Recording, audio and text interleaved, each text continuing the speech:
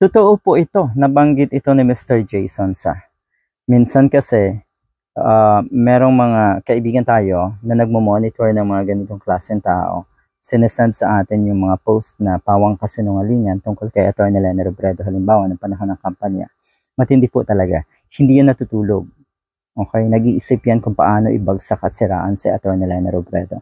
At dumating talaga sa punto na matindi na niyang laitin. Okay?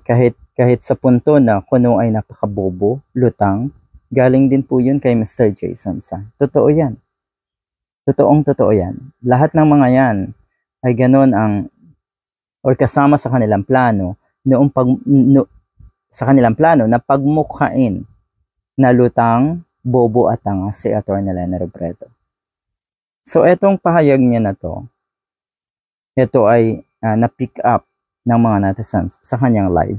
Nagla-live etong si Mr. Jason sa madalas, araw-araw actually nung bago pa nga siya maaresto. So nagtaka nga tayo kasi mahigit or 2 buwan na ata ito na hindi active sa social media. Bakit po? Tinitignan kasi natin minsan yung kanyang live para pag meron tayong nakita na kasinungalingan, pwede nating banggain, suplahin at pasinungalingan nga. Kaya lang kasi minsan or lately, naiisip ko siguro talagang ito na yung destiny nato si Mr. Jason sa. Palubog na rin yung kanyang social media platform eh. Halos walang nanonood. Kaya siguro puspusa na yung kanyang paggawa ng paraan para hindi siya mapahiya sa kanyang mga pineflex na magandang sasakyan, meron siyang sariling farm at kung ano-ano pa. Yun pala ay galing sa mga kalokohan. At ang dami niyo pong nabiktima ng mga kababayan natin sa pagiging illegal recruiter niyo po. Ang laki siguro ng nakulimbat na ito. Kaya yung sinasabi ng mga netizens na or mga pulahan, mga diehard, na kuno tayo ay tuwang-tuwa sa nangyayari kay Mr. Jason sa. No, hindi po. Hindi kasi kami mga katulad nyo na natutuwa sa kasablagan, sa mga misery na nangyayari sa ibang or sa mga ganitong klaseng pangyayari sa ibang tao. Hindi tayo natutuwa. Siguro doon sa aspetong natutuwa para sa mga biktima. Dahil kahit papano nakikita natin na meron ng hustisya yung kanilang yung ginawa natin sa Mr. Jason sa. Ito yun yung sinabi niya kay Atty. Leni Robredo.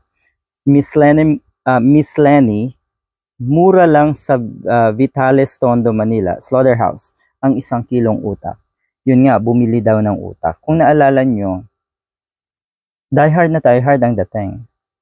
Ang pinagmula naman ng mga ganitong klaseng kabalahuraan, kabulastugan at paninira kay Atty. Leni Robredo ay itong si Mocha Uson.